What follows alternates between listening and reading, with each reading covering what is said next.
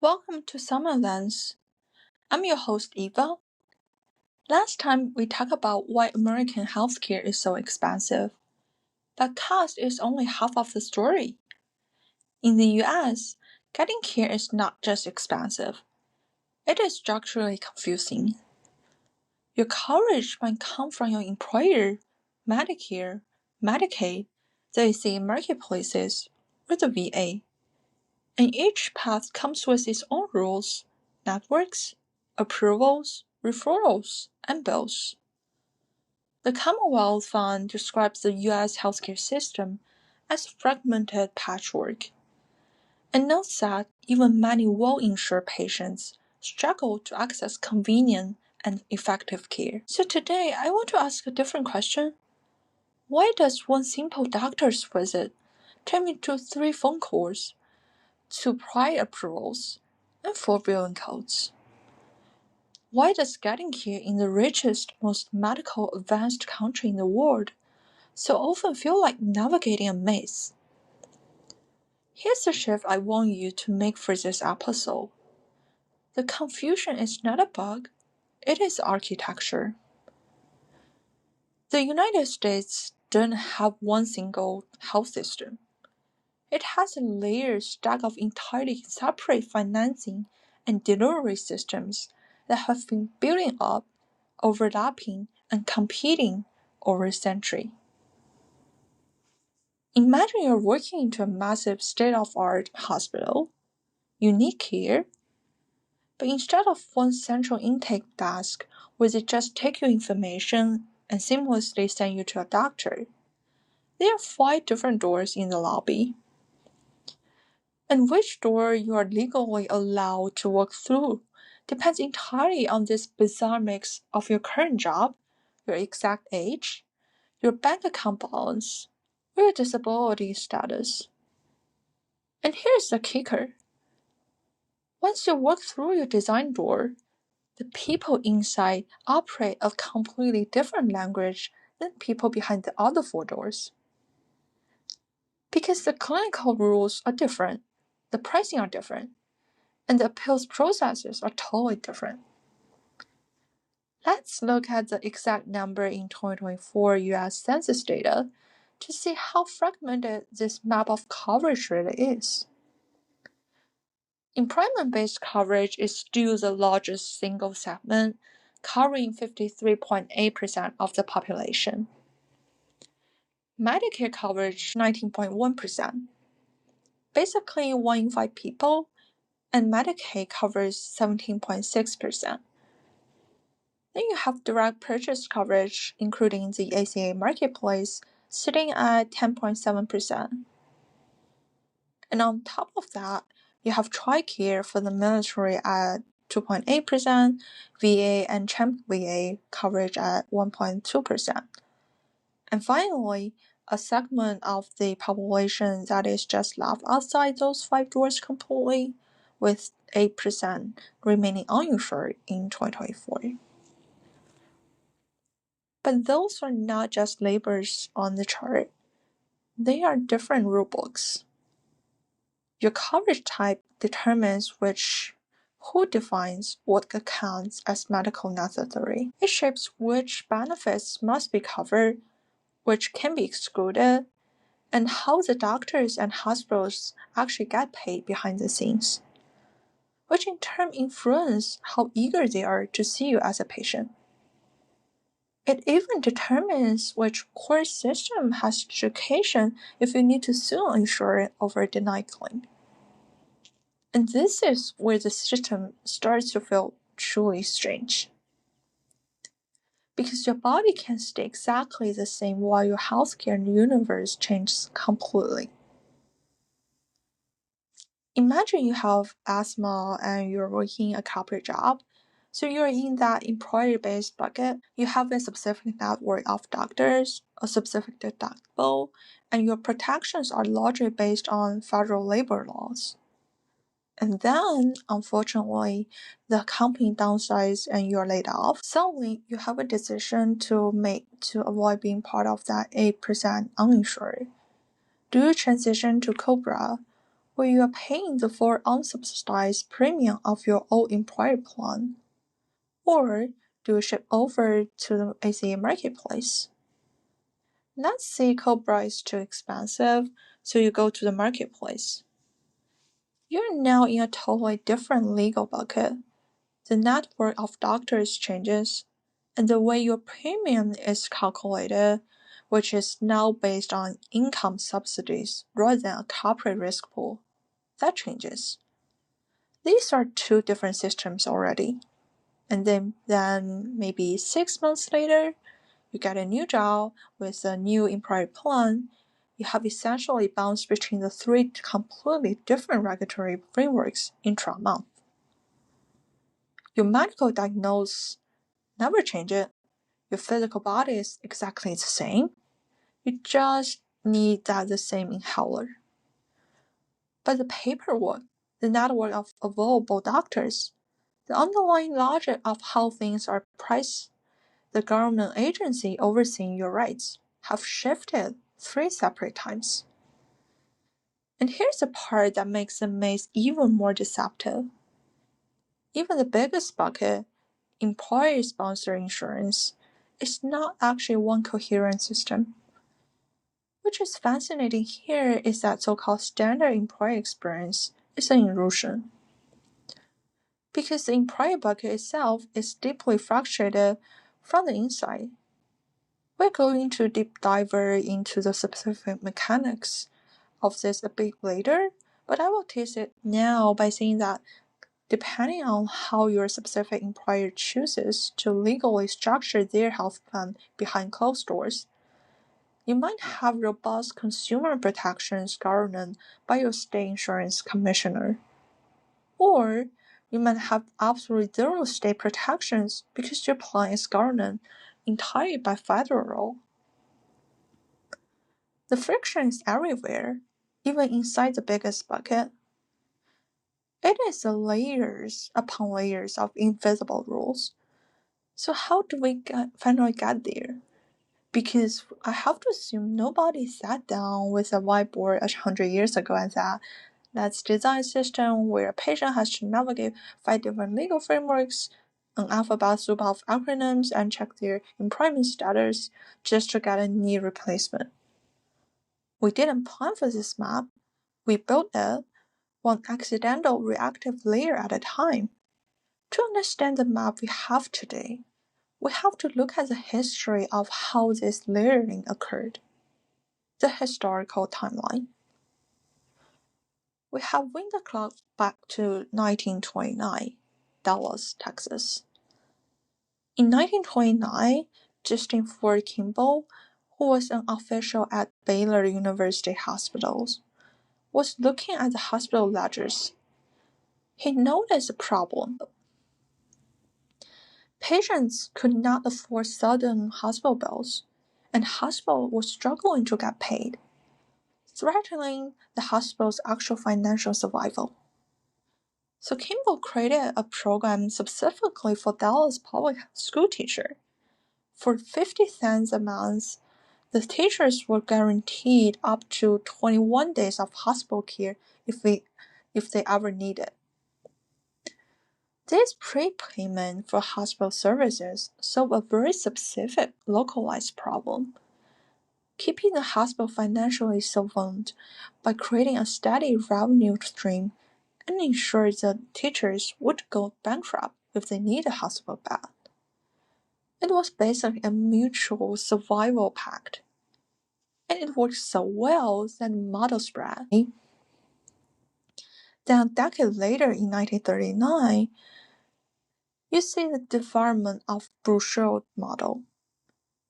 This took exact same prepayment concept but applied it to physician services, the doctors themselves, rather than just the hospital bed. Brochures for the bed and brochure for the doctor. This was the birth of voluntary health insurance in America. It was local, it was private, and it was tied directly to specific professions or groups.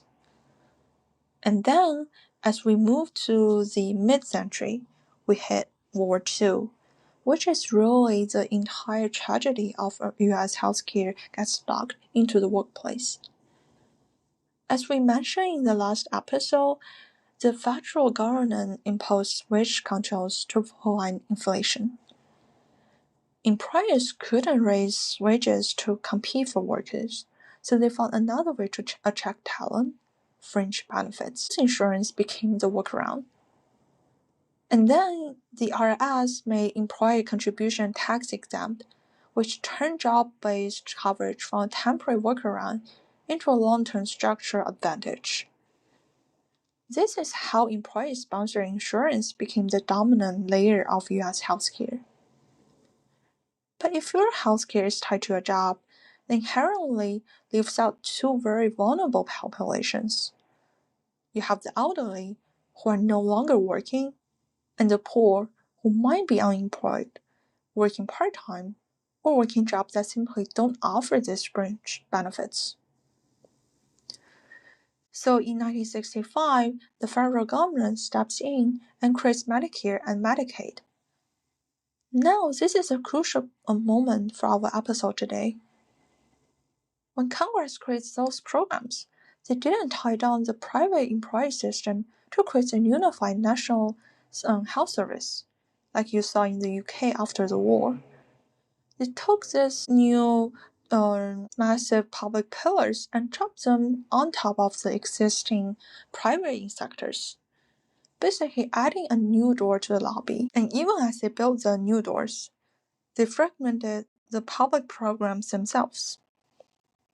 Medicare was designed as a unified federal-run program specifically for the elderly. And Medicaid, however, was structured as a joint partnership between the federal government and the individual states to cover low-income populations. By designing Medicaid that way, giving states massive leeway in how they administer the program and match funds, they legally guaranteed that there would be massive state-by-state variation in who get covered, what benefits they receive, and how much doctors are paid. So now we have the private employer layer, the federal Medicare layer, and the 50-state federal Medicaid layer. It's already getting incredibly crowded. But the employer bucket is still mostly functioning under state insurance laws at that point. And then comes 1974. 1974 is the year the foundation of the employing system fractures completely. This is the passage of ERISA, the Employee Retirement Income Security Act. It was primarily designed to protect employee pensions. There had been massive high-profile pension failures, like the Studebaker Auto Plan collapse, where workers lost their entire life savings. Congress stepped in to regulate pensions at the federal level to prevent that from even happening again. But almost as an afterthought, ERISA included provisions for health and welfare benefit plans as well. But how did the pension law accidentally fracture health insurance? Essentially, ERISA established that if a company self-funds its health plan, meaning the company pays the actual medical claims directly out of its own corporate bank account, rather than buying a premium policy from an insurance company, that plan is exempt from state insurance regulation. And this fundamentally split employer insurance into two distinct regulatory classes. You have full insured plans, mostly used by small business, which are heavily governed by state laws and state insurance commissioners. And also you have self-funded plans, used by large corporations, which are governed by the Federal Department of Labor and were virtually immune to state-level health mandates. And here's where it gets really interesting, because when you step back and look at the timeline, 1929, 1939, 1965, and 1974, you realize how the US approach to healthcare reform. Fixing the system never actually meant replacing the system. And every time we encounter a crisis, a historical solution was just to add a brand new floor to a leaning tower. Hospital going broke in the Depression, add brute force. Wage controls, add employee benefits. Seniors and poor left out, add Medicare and Medicaid. Pension clubs, add ERISA. We just kept stacking new laws, new funding mechanisms, and new acronyms on top of each other. Why didn't we just knock the building down and start over? There's actually a fascinating sociological reason for why it evolves that way. Paul Stella, a prominent sociologist who wrote a Pulitzer Prize-winning book, The Social Transformation of American Medicine, frames this entire iconic evolution through the concept of professional sovereignty. He argues that American medicine didn't just grow as a market. It grows as a profession with unusual political power. And in his telling, physicians gain scientific authority, cultural authority, and then the leverage to resist both government control and corporate control. He describes this as medicine's escape from the corporation.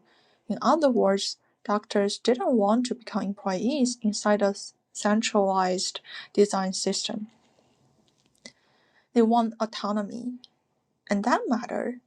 It shaped what kinds of insurance arrangements, hospitals, and payment models were politically possible in the first place. While other critics argue that the fragmentation was not just about physician autonomy, it also served broader corporate and financial interests. The system is fragmented because a fragmented system is highly profitable for private capital. Insurance companies, pharmaceutical companies, and large hospital networks. I'm not endorsing either view entirely, of course. I'm impartially presented them to show you that even the history of our system is so fragmented, it's a subject of intense ongoing academic debate. Regardless of the historical why, the reality is the US healthcare was not engineered from scratch. Because we never replaced the old models, because we just kept compromising and layering by employers, physicians, insurers, states, hospitals, and government. Complexity is not the side effect, it is the result. So then the question becomes, what do those layers actually look at today? How public tax dollars are increasingly flowing through private corporate sectors. So let's start with the big one, Medicare. Medicare is generally thought of as a quite essential public insurance program, right? It is the federal government providing healthcare for seniors. But when you break down now how it actually operates today, it is highly privatized. First, you have to understand the alphabet soup of the structure. You have Part A, which covers hospital insurance in patient states. Then you have Part B, which covers medical insurance like your routine doctor visits and outpatient care. Together, those are considered as original medicine. Then you have Part D, which was added much later to cover prescription drugs. Because original Medicare has significantly out-of-pocket costs like 20% co-insurance on Part B services, and critically, it has no annual out-of-pocket maximum to protect you from catastrophic bills. And beneficiaries also buy private supplemental insurance called Medigap. The massive shift in recent years is Part C, which is better known as Medicare Advantage. Medicare Advantage plans are offered by private for-profit or non-profit insurance companies that are approved and paid by Medicare. They bundle Part A, B, and usually D into one single plan. While original Medicare is publicly administered, meaning the government pays the doctor directly for each service, Medicare Advantage hands the administration entirely over to the private companies. The government pays the private insurer a flat rate per patient per month, and the insurer takes on the financial risk of managing the patient's care. And there's no longer a sideline in Medicare. It is the main road. By February 2026, Medicare Advantage enrollment surpassed 35 million people. So that means it covers more than half of eligible Medicare beneficiaries. It introduced immense complexity, primarily in the form of networks and utilization management. With original Medicare, you can generally see any doctors or go to any hospitals in the entire country that accepts Medicare. It is a massive open national network. But Medicare Advantage plans typically operate as HMOs or PPOs. They establish specific restricted networks of doctors and hospitals. If you go out of network, you might pay for the full cost. And furthermore, to control costs and generate profit margins from that flat monthly government payment, these private plans heavily utilize prior authorization. Means the private insurer must clinically review and approve a medical service like an MRI or surgery before it's rendered, or they wouldn't pay for it. The doctor has to ask the insurance companies for permission to treat you, so in Medicare Advantage, you have public tax money funding the care, but private corporate algorithms and rules dictating exactly when, where, and how that care is actually delivered. It is the illusion of a single public program masking a highly fragmented private reality. The government is paying the mortgage, but the private insurer is the property manager changing the locks on the doors. If Medicare is public money flowing through private plans, Medicaid takes that complexity even further. Because of its financing structure, as we discussed, it relies on the FMAP, the Federal Medical Assistance Percentage. This is a formula where the federal government matches states' Medicaid spending based on a state's per capita income. Poorer states get a higher federal match, but because it is a joint federal-state program, every single state essentially runs its own distinct version of Medicaid. The eligibility rules in Texas are vastly different from the eligibility rules in New York. On top of that, based complexity, states can apply to the federal government for what are called Section 1115 waivers. They are waiving standard federal Medicaid rules. Section 1115 of the Social Security Act allows the Secretary of Health and Human Services to approve experimental, pilot, or demonstration projects that promote the objectives of the Medicaid program. One state may use a waiver to expand behavioral health services. Another may try work requirements. So on top of the base program, you get dozens of state-level experiments running at the same time. The hidden reality is that public insurance for low-income individuals usually means private managed care. As of July 1st, 2024, 78% of the Medicaid beneficiaries, which is over 66 million people, were enrolled in a comprehensive risk-based managed care organization, or MCOs. These are private insurance companies, often the exact same massive corporations running in private plans and Medicare Advantage plans. The states pay these MCOs as a set per member per month fee to manage the care of Medicaid enrollees. And the state outsources the financial risk and the administrative burden to the private sector. So again, you have a vast pool of public tax dollars being channeled into private insurance companies, who then apply their own restrictive networks, their own prior authorization rules, and their own administrative hurdles. So, the two largest public safety nets in the country, Medicare and Medicaid, which serve the most vulnerable populations, are overwhelmingly administered by private intermediaries. That brings us to the third fragment, the ACA marketplace, or direct purchase. This is a door for people who don't get insurance through a job, don't qualify for Medicaid, and aren't old enough for Medicare. And the ACA marketplace is fundamentally a market for entire private insurance plan and to make these private plans affordable for individuals. The government provides massive tax subsidies to lower monthly premiums and cost-sharing reductions to lower out-of-pocket costs like deductibles and copays at the point of care. If insurers are required to cover people with pre-existing conditions, how do you keep them from trying to avoid sick patients altogether?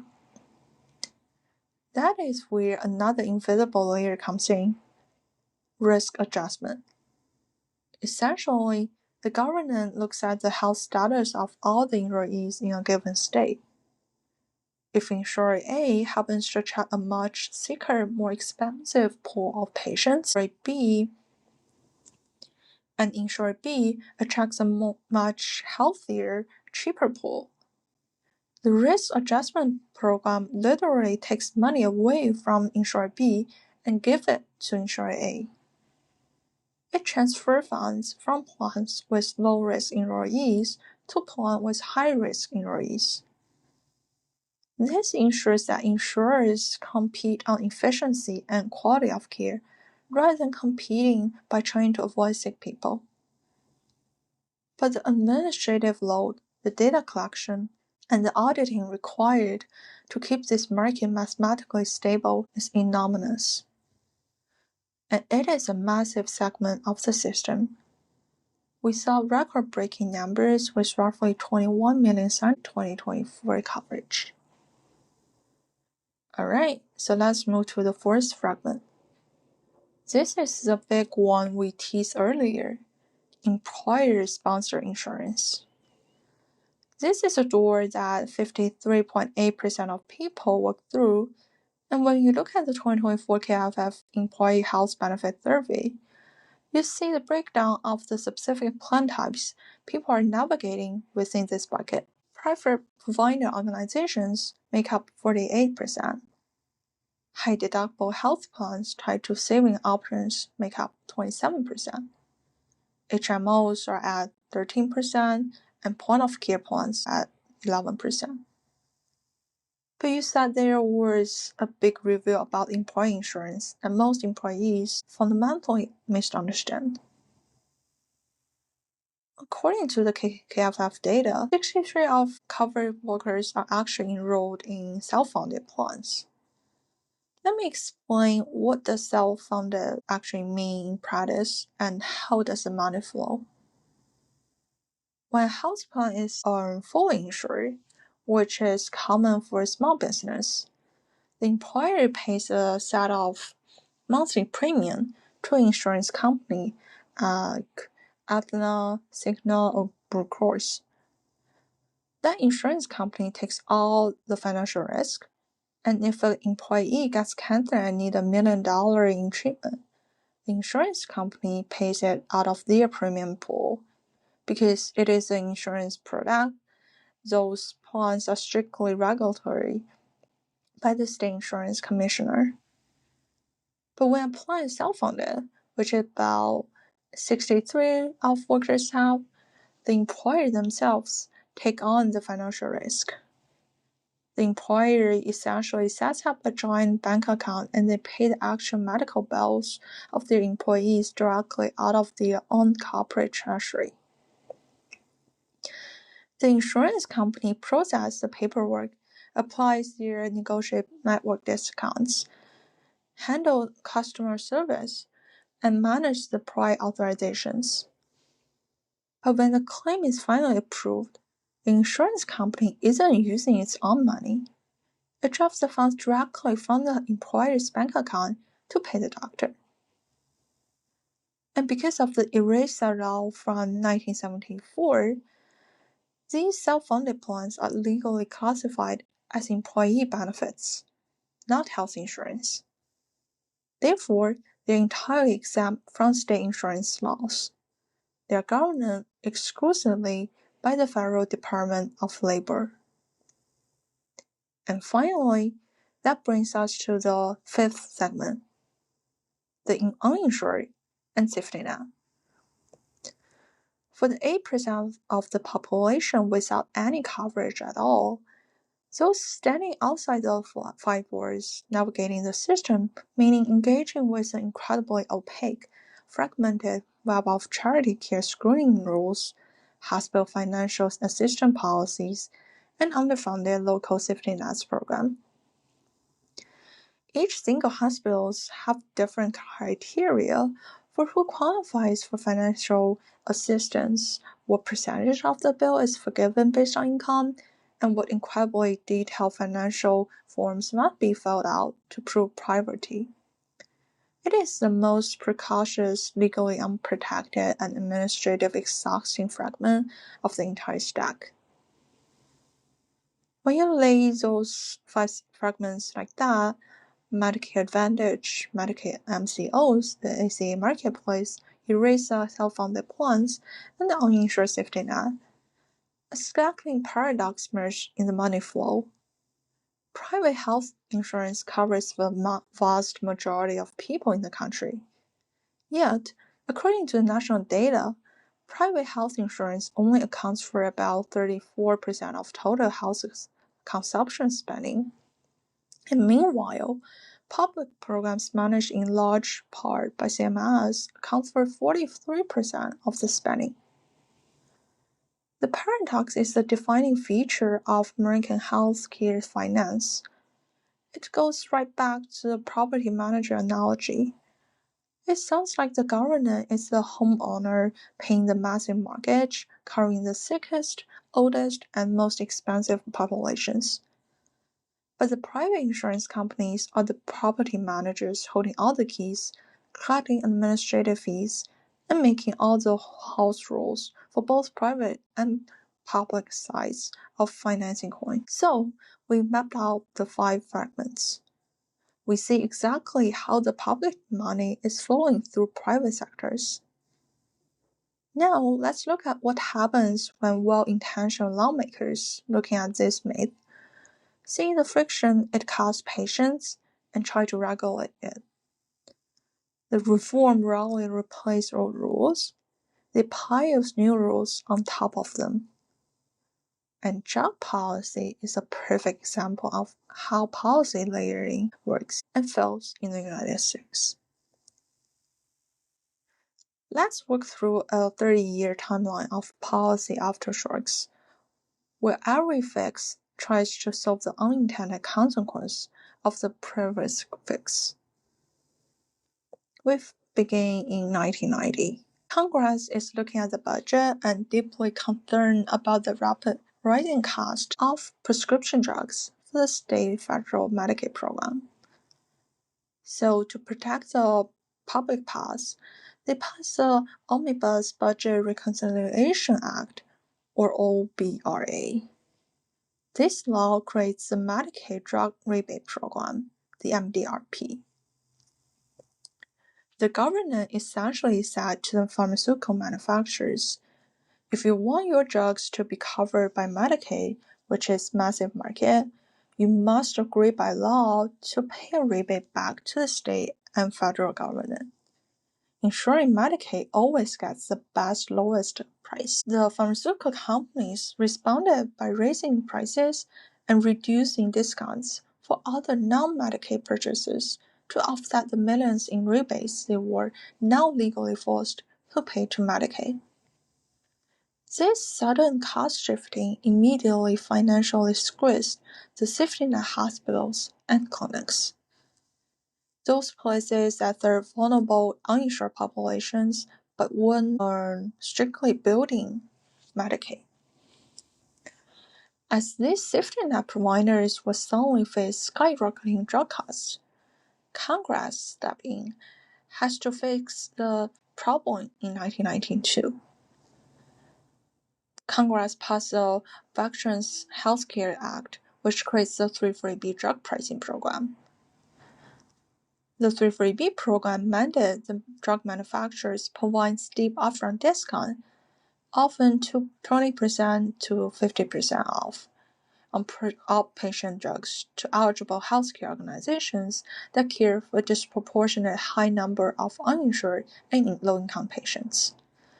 These are often called covered entities, but over the next few decades, as the program expanded and more hospitals qualified, it birthed massive oversight issues and entirely new economic behaviors.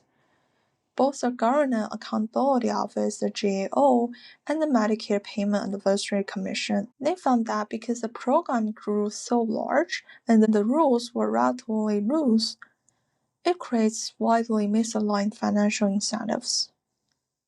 A 340B eligible hospital can purchase a highly expensive oncology drugs at the steep 340B discount.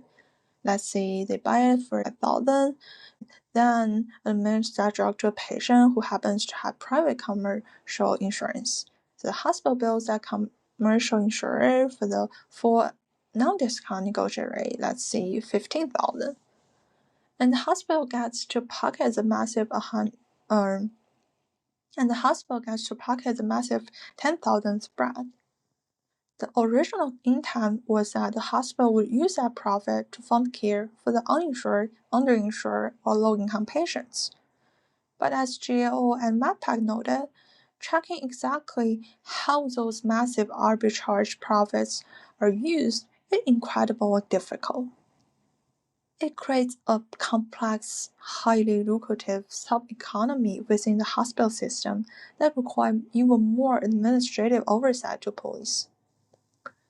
So we have the MDRP rebate layer in 1990, the 340B arbitrage layer in 1992, then we jump forward almost 30 years to 2020.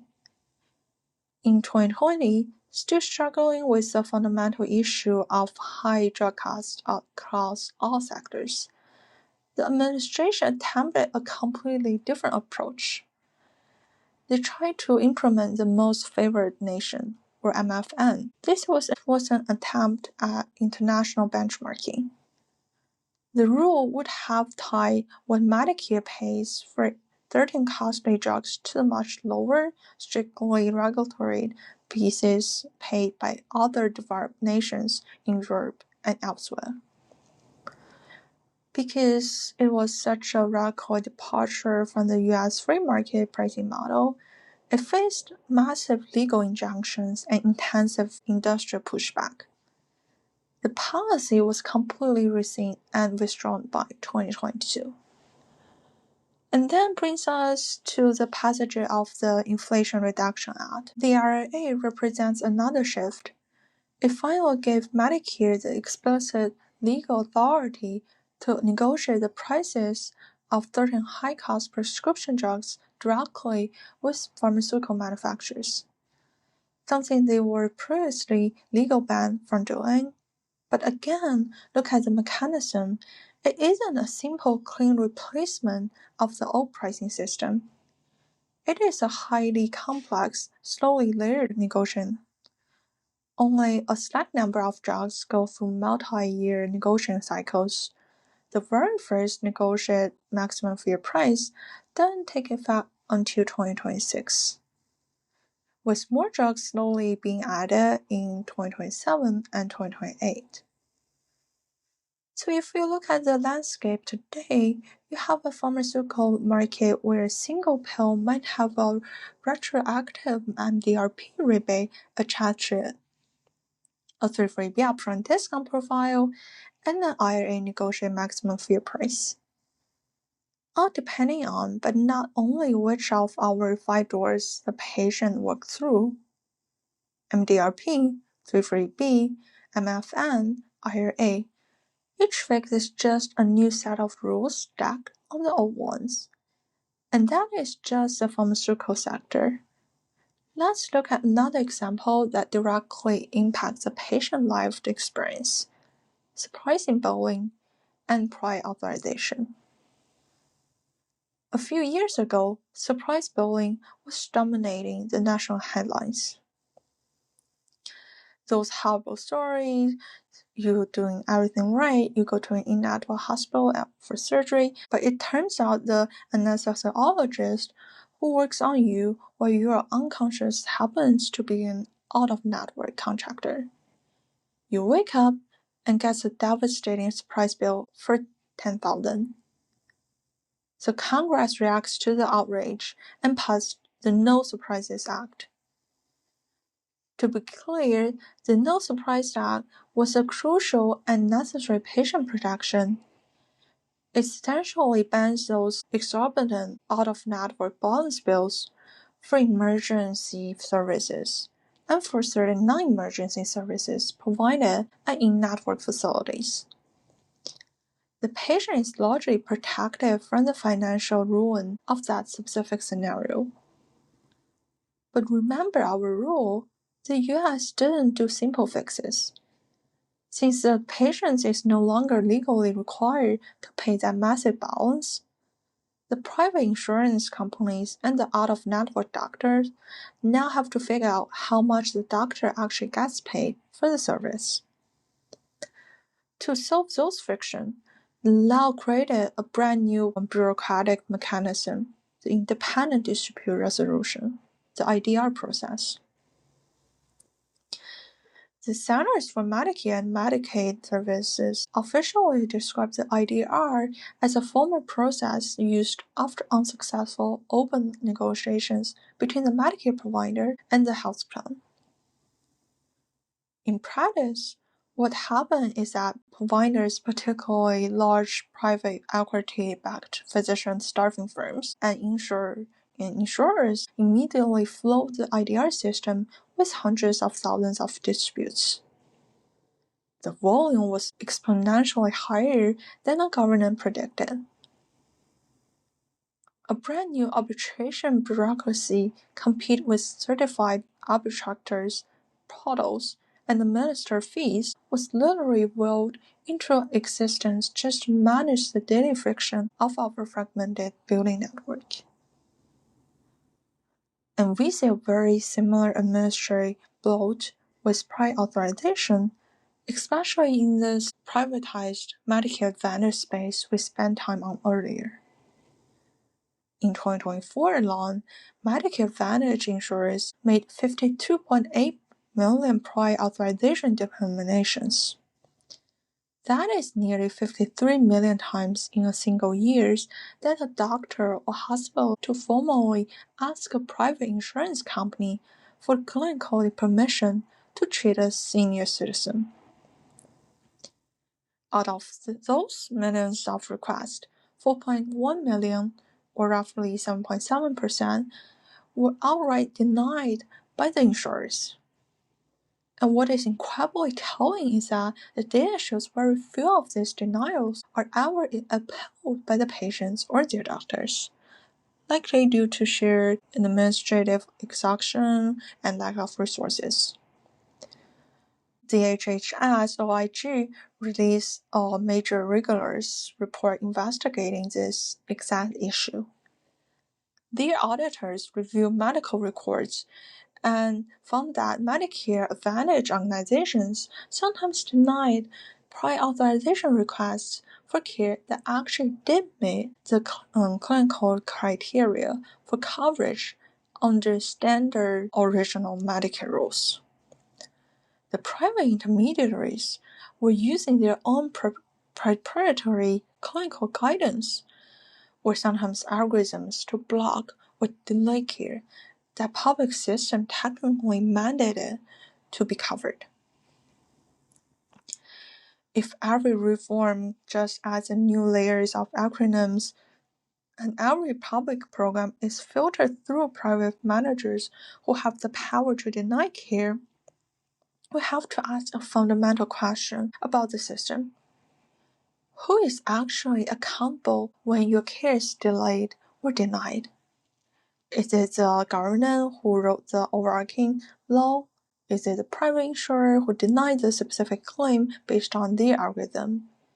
It is the employer who self-funded the plan and hired the TPA, or it is the doctor who couldn't figure out how to navigate the portal to submit the right code. This raises an important question, and the deeply unsettling answer is that the fragmentation itself effectively diffuses the accountability. When a system is this layered, everyone has possible deniability. Everyone has pointed the finger at someone else as a stack. The insurer blames the vague government regulation. The government blames the insurer's aggressive utilization management techniques. The employer claims they just relying on the clinical expertise of their TPA, and the patient is left alone, holding the phone, trying to figure out which of the 5 doors they are even supposed to walk through to get an answer. It is exhausting just talking about the mechanics, which brings us to the final phase of our deep dive. We've spent a lot of time mapping this architecture. We've walked through the historical policies, the loopholes, and the unintended consequences. But we have to bring this back to the individual. What is the actual downstream effect on the patient's wallet and their life when they inevitably get lost in the system? What is the human cost? The most visible, quantifiable human cost of this systematic complexity is medical debt. When patients fail to perfectly navigate the overlapping layers, whether it's an out-of-network charge they didn't anticipate because of a complex hospital contract, or a prior authorization denial they couldn't afford to fight, or simply a high deductible plan they couldn't satisfy with their current savings. The result is debt. And the scale of this medical debt is uniquely massive in the American system. According to the detailed estimates by KFF, drawing on national survey data, approximately 20 million people in the United States own medical debt, and the total amount owed is at least $220 billion. It represents actual medical care that was delivered by the system but automatically shifted to the individual citizen's balance sheet because their specific coverage bucket failed to protect them. There's another set of numbers we look at from the Consumer Financial Protection Bureau, the CFPB, and they are quite different. They look at actual credit reporting data, the hot files at Equifax, Imperial, and TransUnion. They found that 15 million people have medical collections actively sitting on their credit reports, totaling roughly $49 billion. Now, look at the massive difference in those numbers. 220 billion reported in service versus 59 billion formally sit on credit reports. That gap highlights a critical concept. How much medical debt exists as shadow debt, meaning people are paying for it but isn't normally registered as a medical collection. This is the human cost of complexity, not just confusion, not just paperwork, but financial damage that lingers longer after the visit is over. So, what does all of this mean? If you take nothing else away from this episode, take these 3 things. First, the US healthcare is not one single system. It is a patchwork of rulebooks. Your job, your age, your income, your disability status, your state, even your military background, all of that can determine which rulebook you enter, and once you enter one, the network, approvals, prices, protections, and pills can all change. So if it feels confusing, it is not because you missed some fine point. It is because the system was never built as one coherent whole. Second, public money often flows through private managed care. Even in programs people think of as public, like Medicare or Medicaid, the actual rules of access are often being shaped by private plans, private networks, and private utilization management. The government may fund the benefit, but private intermediaries often control how the benefit is experienced. Third, in the United States, reform usually adds layers instead of replacing them. This is why complexity keeps compounding. Each attempt to fix a problem creates new rules, new incentives, and new bureaucracies. The system doesn't simplify itself, it expands. So the next time you open a confusing explanation of benefits, get stuck in a prior authorization loop, or find yourself wondering why something is so basically impossible, remember this. You're not experiencing a glitch. You're experiencing the system exactly as it was built. Thanks for listening to Summer Lens. See you next time.